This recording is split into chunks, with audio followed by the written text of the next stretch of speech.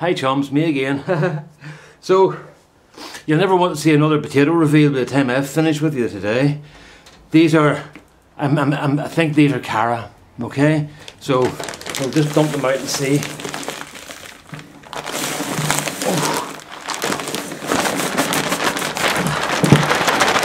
They're not as heavy as they look. I just make it look like a day's work, you know. Yeah, those are Cara. I think these are going to be quite good, actually. Look, aren't those nice there?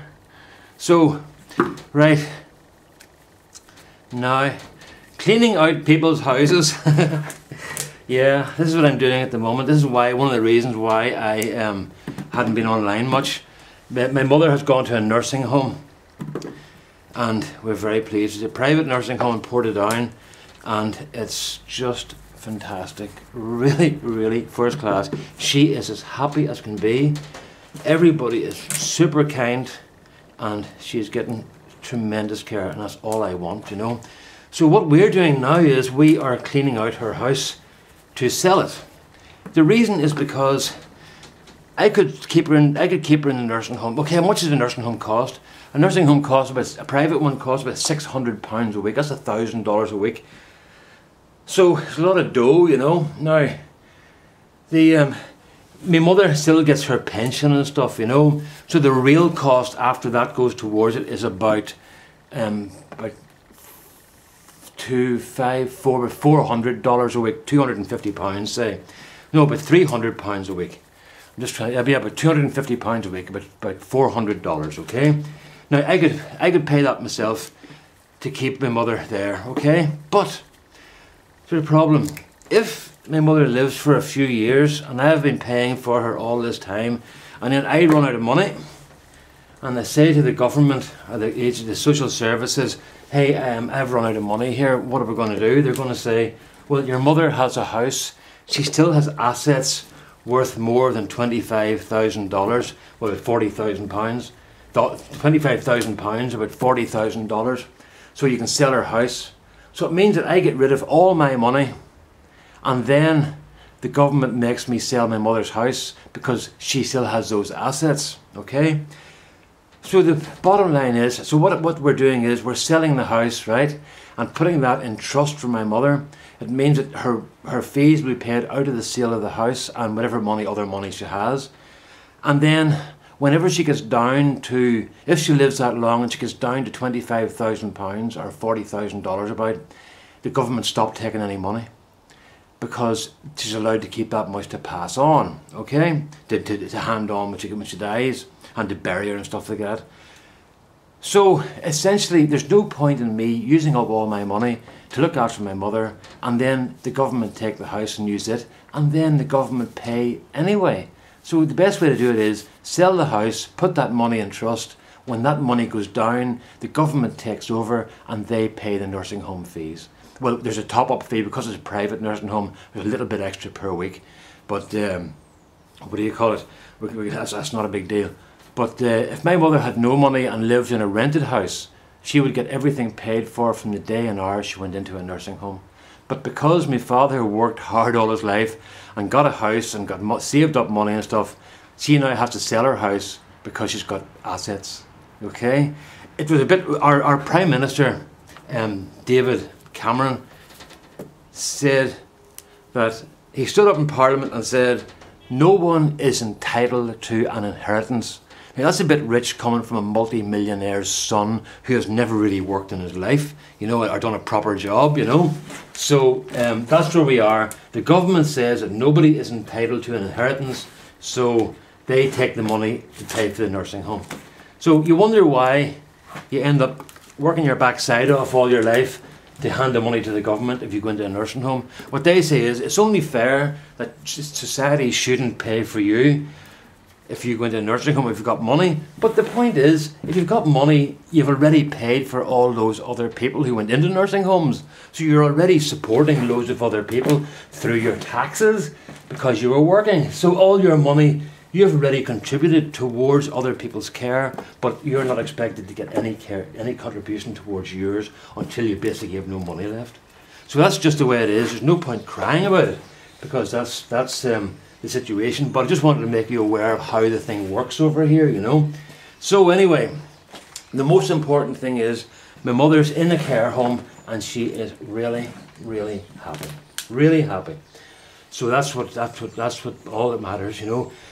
And if she's happy, I'm happy. So look at this here. This is going well, isn't it? I'm going to have to get a bigger box in it. So, so that's what I say. I've been busy cleaning my mother's house out, and it's a very difficult thing to do because my mother's still alive. So I've got all her letters from my father. I've got all her, like, she kept all her Christmas cards. She was a hoarder, right? And she kept everything, everything. Once the thing got into the house, it was a prisoner and never got out again. So there was a program on television called Blue Peter. It was a children's program, and one time Blue Peter made igloos out of upside down egg cartons. They cut the little egg support part out of the carton, cut a wee sort of round in it for the door, and painted it white, and that was an igloo. That was in 1964. My mother continued to save egg cartons since that, in case anybody needed them to make igloos. You know? So that's what we're up against. So what we did was, we didn't know what to do. Now, I had no interest. People said to me, oh, put the stuff on eBay. I had no interest in packaging up clothes and socks and ornaments for that I got 50p or 50 cents for, and having to send them to Australia or something. And I thought, no way. So what I did was, I gave everything to a charity shop. And I found out later that the charity shop had me hadn't been much interest in it until my mother's stuff went in. And then a huge amount of interest came because it was a house clearance. And they were asking for stuff like old newspapers, anything at all, old postcards, anything at all for collectors, you know. And a lot of collectors went in and they bought stuff. And I heard the stuff that I thought was worth nothing. And collectors actually offered big money for some of the stuff that I thought was rubbish. So a lot of people have benefited from my mother's stuff, which is very good. Now, with another problem, we still have a load of stuff in the house of more personal stuff that you got from people, gifts and things, you know. So what we're saying to people is, look, if you want, come over to the house, take anything you want. And if you want to take back the gifts that you gave my mother, please do so. Because people tend to buy gifts that they would like themselves. So what we thought was, right, we'll give these people back. Oh no, I've told you lies, folks. No, I haven't told you lies. With these people, when people come over, we've said to them, look, if you've given my mother a gift and you want it back, take it, because as I was saying, people tend to buy gifts they would like themselves. We did see this bag here, folks. This is probably the best one I've done so far. Look at that there. Isn't that really good? I'm delighted with that, and that's full of that. Now, just in case you think I've been doing a bit of cheating here,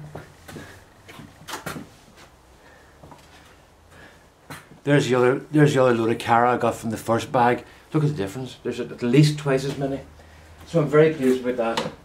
So, as I say, we've asked people to come over and take back their own stuff.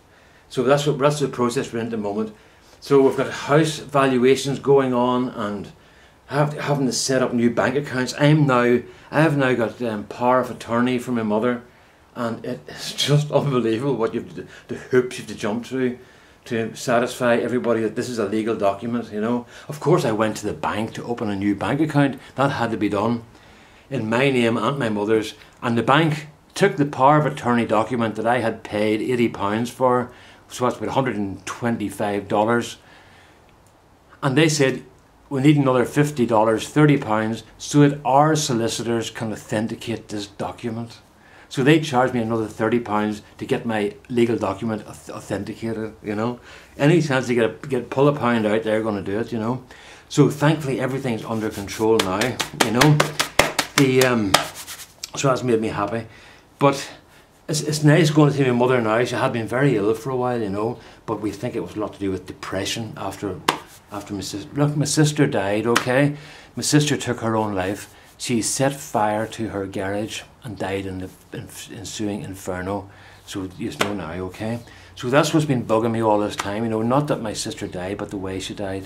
So anyway, please don't fill the comments full of, I'm very sorry, okay? Because that means I have to reply to those comments, and I'm trying to keep this thing in the background.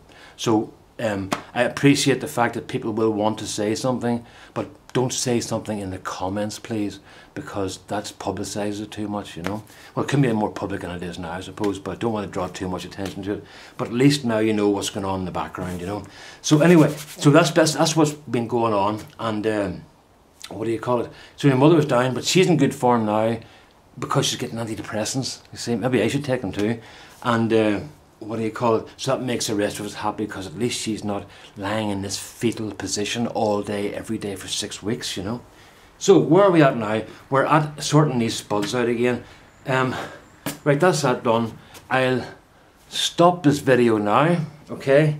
And I'll go on to something else, maybe in the next one, okay? Right, where are we at? Right, okay, that's dead on. All the best now. I'm going to stop again because there's 11 minutes. All the best then. Bye-bye.